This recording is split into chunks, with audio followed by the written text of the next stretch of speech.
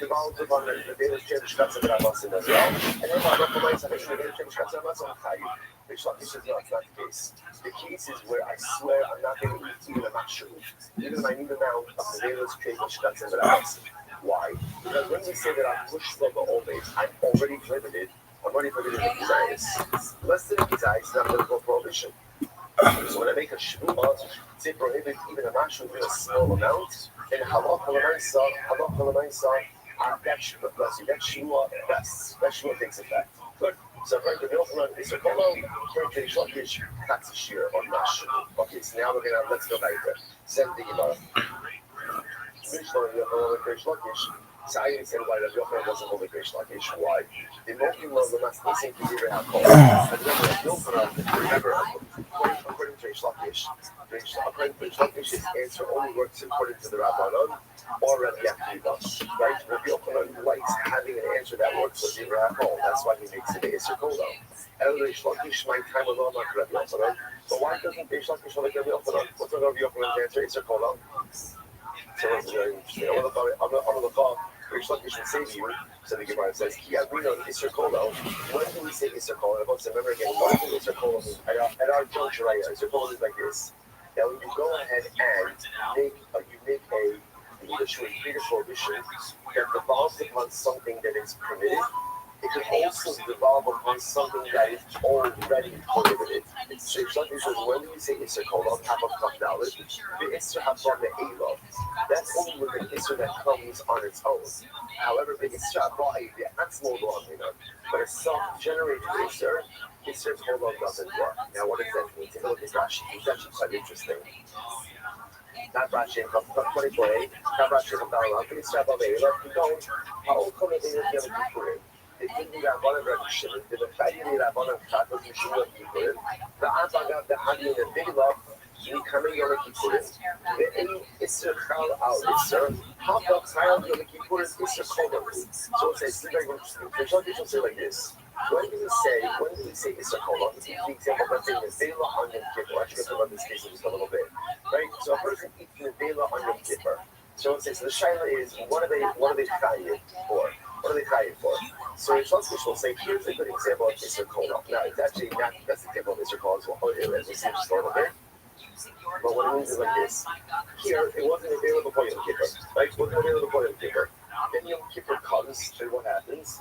There's another dimension of Isser that is added on to this Nevela. Because now suddenly again, not only is Nevela Asar Yom Kippur, but what? Everything is Asar Yom Kippur. So the same way that all other foods are Asar Yom Kippur, so Nevela will also have an extra added dimension of Isser Kol Yom Kippur as well. So Shloki says, when do we say Isser Kola? When do we say that ultimately again, if another layer of Isser is added upon something permitted, it could devolve upon something prohibited. Rish Lakish says that's only when that secondary Isser comes on its own. But if it's generated by me, it doesn't work. It doesn't work. And therefore, Rish Lakish says the notion of saying that I shmu sheni ochal chocolate cake and the day was straight perspective that that doesn't work. Why? Because I'm creating that secondary layer of Isser. If I create it, the secondary layer of Isser does not go ahead and devolve upon something that is already prohibited. The only time Isser Kol works, says Rish Lakish, is when the Isser comes on its own, like Yom Kippur. So let's say, for example, for Rish Lakish, if I eat the Nevela on Yom Kippur, besides having some serious issues, right? But when I say if I eat the Nevela on Yom Kippur, so then I'm trying to provoke Nevela and Yom Kippur. But 1 second, it was only us on Yom Kippur can be right. But Yom Kippur, since it brings all food items, the permitted ones, it will prohibit this Nevela as well. That's only because Yom Kippur comes on its own. But if you generate that yourself, it doesn't work. An interesting distinction. Okay, so that's right. So that's why, again, that's why Rish Lakish doesn't go with Rabbi Yochanan. So Rish Lakish, Rishon Hafi Kapat Rabbi Shimon. So now this makes sense for Rish Lakish, right, to establish it. The Mishnah is talking about Katzif Shir. This is why Rabbi Shimon is exempt, right? Now, Rabbi Shimon is of the opinion Now, when it comes to Nevelas, Sheba, Shkatzim, and Amasim, even kosher, right? Even any amount is prohibited. That Rashi points out the very good action. Let's write across. We should not be going to Rishimon. The Kasava kosher, Nani, Rishova, only. The Rishimon holds that Allah, when it comes to Nevelas, Sheba, Shkatzim, and Amasim, you're usher even in the kosher. Besides, Rishimon Omer, kosher, Lamakos. Besides, the Rishimon Omer, says, kosher, Lamakos. Consumption of any amount of a prohibited item. So this is very prohibited shimon. Even if you eat a minute amount of the various shapes and structure that I'm also, I said, what's the shear of design for?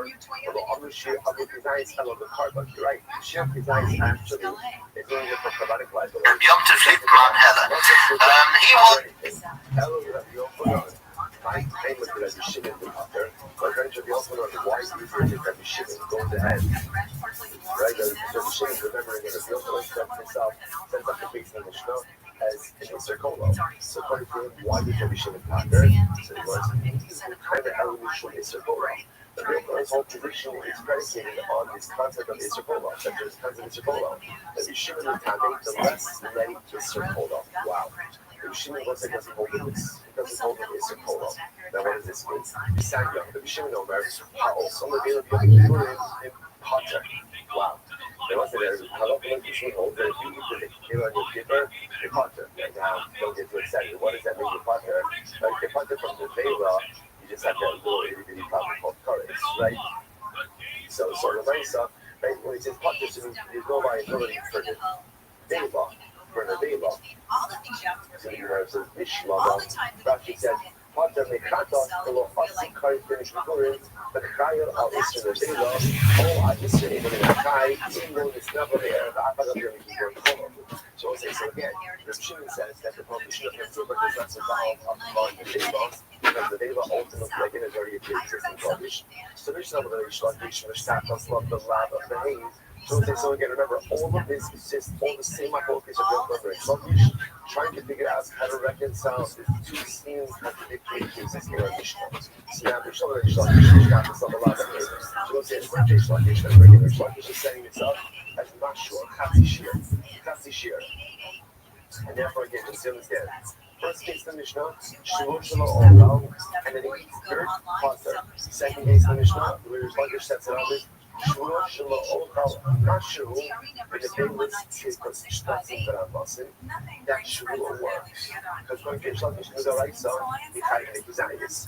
To make sure that it's something that you're not liable for already, and therefore it's not true. The little church cuts around. So there's another instruction in the luggage. You set this out, but scratch my fault, the lab of the hay. Right? You can go ahead and set this up as both the case of the positive and the negative. For example, we're referring to Shua, it was like the household. It's like this. Shua, let's go to the negative first.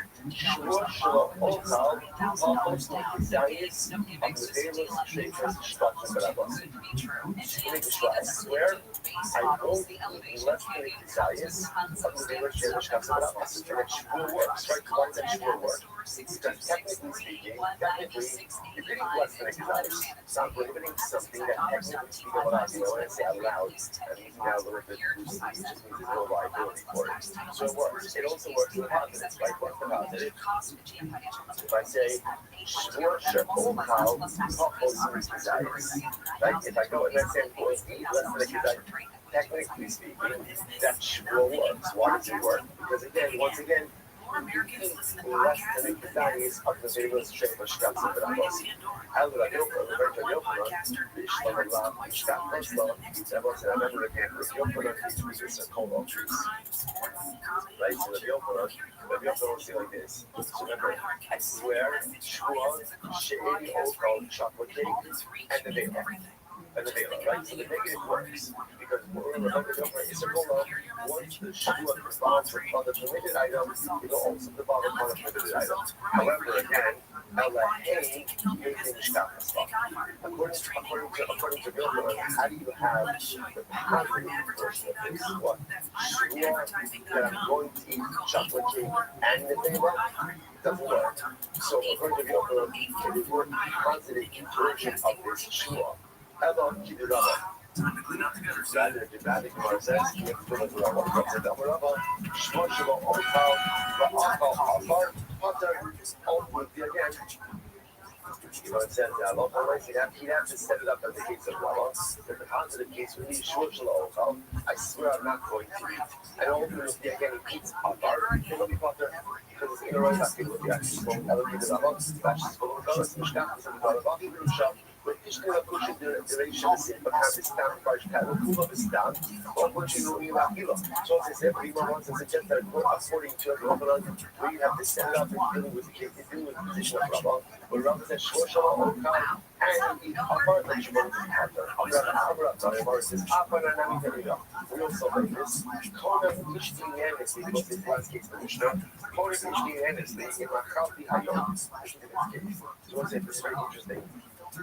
It's a desert piece. A man says, according to Shia, so I take a vow, which prohibits my wife from getting any benefits from me if I eat today. If I eat today, then what happens? Well, I'll the table straight, and it turns out that he didn't come to the ate, but he ate the table straight, his wife is pregnant. So what is he here? What is he here? The consumption of the table straight is what? It's about activity. No, that is not a good raya. It's not a good raya. I'll tell you why.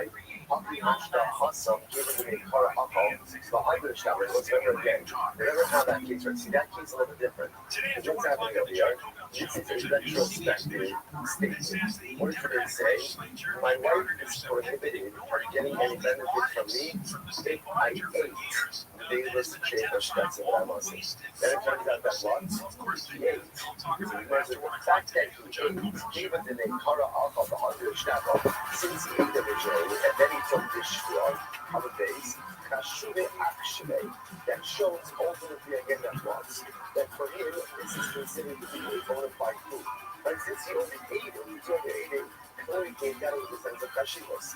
And the half of it over here, he actually, ultimately says, since in our case, it's a prospective shua, so say that he endows it with a sense of kashivas. Incredible. All right, so what's that? So therefore, bottom line, what we're going to do, that's the focus here, is this fundamental focus about how to understand the case of Mishnah. Now, we're going to go slow forward. I want to tell you is, so that my focus still remains, with you pivoting a little bit, having to kind of provide the position of Rabba, that really the Shvotshima Okal, so we can refer to a case only to say it's not for consumption, but the Davis and Shapers generally are considered to be for consumption. In other words, we see our kind of ends off of it by saying like this. There's a difference between foods that are too inedible or halachically inedible. It's two different things. The Hagamina was, it's really the same thing. They were suggesting that potentially it's really two different things. There's materially inedible, which again, if you eat that after taking Shua Okal, you will plug them. Versus either halachically inedible, which then could still be wired to already for. Okay, but what I want to point out is something very interesting, which is both Rabbi Yochanan and Rish Lakish provide us with very important pieces of information. So, for example, this idea of Rish Lakish, I will say. So, for example, generally, the halacha is if I take a shua, and I say, because we're going to transition to a little bit of a different case in just a moment, but if I take a shua, actually, okay, you say this right. If I take a shua, let's say shua okal, and I eat the Davis Shepherd Shkatzim and Amasim, surely I'm going to be putter. I'm going to be putter. Why? Because the concept of Shua Okal, I'm already under oath not to eat these items. However, again, it's very important to understand the sheer of Yisr by Revelas and Trevelus. Again, Shkatzim and Amasim are a little bit different, right? Because remember, again, if you have three poisonous insects in a chayyim for eating much less than exercise, what is that called? Burial, right? So again, so let's just focus on the day for just a moment. Technically speaking, if I take a short not to eat and I eat the day technically speaking, I'm not liable for that because I've already pushed those items. However, if I go and I swear not to eat that's shit, like I swear not to eat even a mash, even a minute amount of the day that will work. That will work. But that's a new sir. That does not exist right now. So what that takes up is said, yeah. And that idea was it's very important, and that in fact is halacha l'maisa for us. Same with Rabbi Yochanan about an Isser Koda. Now that's what we're going to get into now, so I'm not going to focus on that. We're going to go into this side. But this concept of you can take a shua, and when it devolves upon something permitted, it can also technically devolve upon something prohibited. That's going to be true as well. So let's jump into that now. Says in the Gemara, here we go. Once I come down to page 24, please second line down. Amarabba. My kind of demanding is the Isser Koda. So let's go back to it, right? So no place is the Isser Koda. Shua Shivin Okal Shakati, Shakati, and the Bearless, Trapers, Shucks, and Banamos. It's the fight What's the logic? This is really the fight of the kid. Well, we got Nick Collis in the house. Now we got two Nicks. Nick Squared. We got Nick.